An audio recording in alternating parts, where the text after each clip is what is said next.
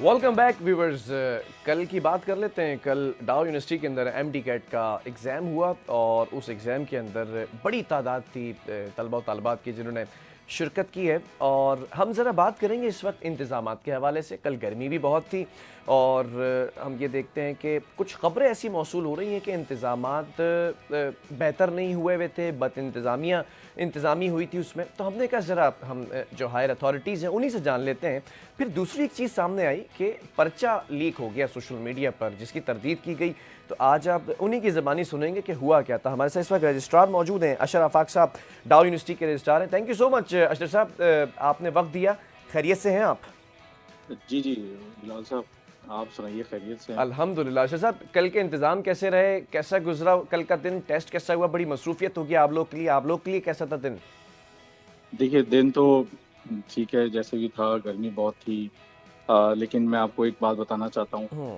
कि Pakistan medical council और Sindh government ने डाउ यूनिवर्सिटी को तीसरी दफ़ा ये मौका दिया फैमिली गाइड करने का। और हमने जो है अक्रॉस द सिंध माशाल्लाह से तीसरी दफ़ा बड़े अच्छे तरीक़े से उसको ऑर्गेनाइज़ किया।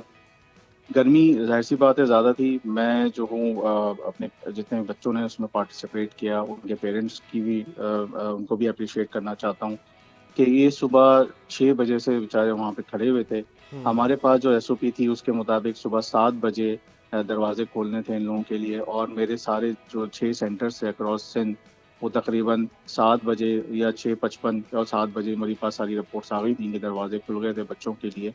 और 9:30 बजे दरवाजे बंद होने थे, तो 9:30 बजे तक हमारे तकरीबन 95 टू 98% 6 ठीक है। सेंटर्स में बच्चे अंदर अपने-अपने सीट्स पे बैठ चुके थे। ठीक है। बाकी भी फिर हमने जो बच्चे बाहर रह गए थे, उनके लिए भी ग्रेस पीरियड का टाइम दिया था कि वो बच्चे भी अंदर आ जाएँ। ठीक है। अच्छा, बच्चों को जो है वहाँ पे सेंटर्स के अंदर खाने-पीने की सब चीज़ें, जूस, बिस्किट्स, कैंडीज़, पानी की बोतलें, वाफ़िर पानी की बोतलें हमने ठीक वहाँ है। पे प्रोवाइड की थी। ना सिर्फ़ बच्चों के लिए बल्कि उन विजिलेंस स्टाफ़ है और विजिलेंस टीम्स कमेटी मेंबर्स थे, उन सब के लिए जो है ये पानी और इसकी सहूलत मुयस्सर थी। ठीक है। पंडाल के अच्छा। अंदर अच्छा पंखे अशर वग़ैरह भी लगे हुए थे। जी, ठीक है। जी, अशर जो साहब ज़रा क़ता कलामी की माफ़ी चाहता हूँ। मैं ज़रा ये भी पूछना चाह जी। रहा हूँ, ये बच्चों के लिए तो आपने बताया।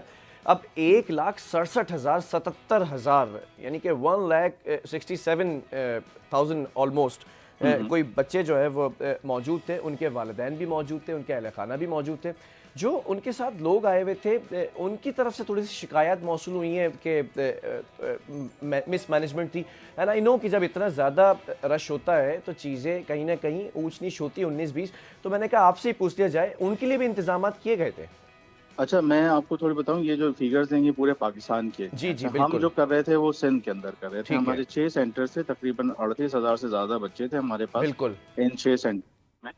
और इन 6 सेंटर्स पे हमने जो पेरेंट्स वेटिंग एरियाज़ भी बनाए गए थे, कराची में भी बनाया गया था, हैदराबाद में भी बनाया गया था, हुँ। सक्कर, लाड़काना और नवाबशाह में भी बनाए गए थे। वहाँ पे पंखों की और पानी की जो सहूलत थी वो मुयस्सर थी। लेकिन ज़ाहिर-सी बात है, गर्मी बहुत ज़्यादा थी और टाइम पीरियड जो था वो पीएमडीसी ने काफ़ी ज़्यादा रखा हुआ था, जिसकी वजह से लोगों को परेशानी का सामना उठाना पड़ा।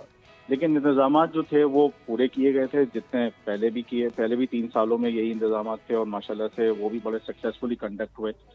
तो ये भी कल का भी थोड़ा ये था, लेकिन हाँ, ऑब्वियसली गर्मी की वजह से लोगों को परेशानी हुई। हमें भी खुद भी परेशानी हुई, ठीक है। हमारे स्टाफ को भी हुआ। अच्छा, एक सवाल और कि पर्चा लीक हो जाना, अब हम देखते हैं कि हर जगह पर जब कभी टेस्ट होता है तो उससे पहले पेपर लीक आउट हो जाता है सोशल मीडिया पर।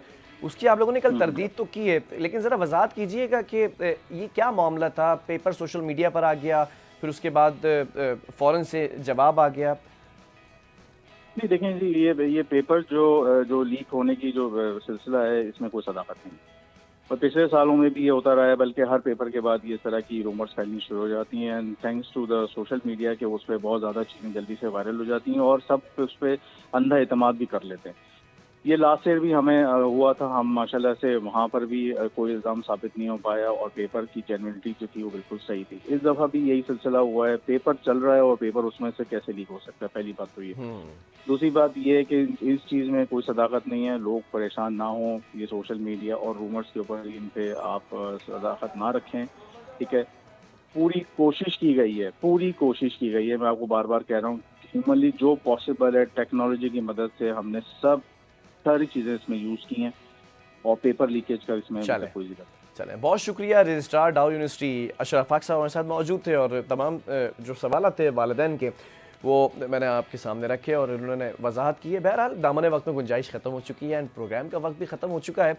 अपना बहुत सारा ख्याल रखिएगा और अपने मेज़बान बिलाल खान को दीजिए इजाज़त। अल्लाह हाफ़िज़।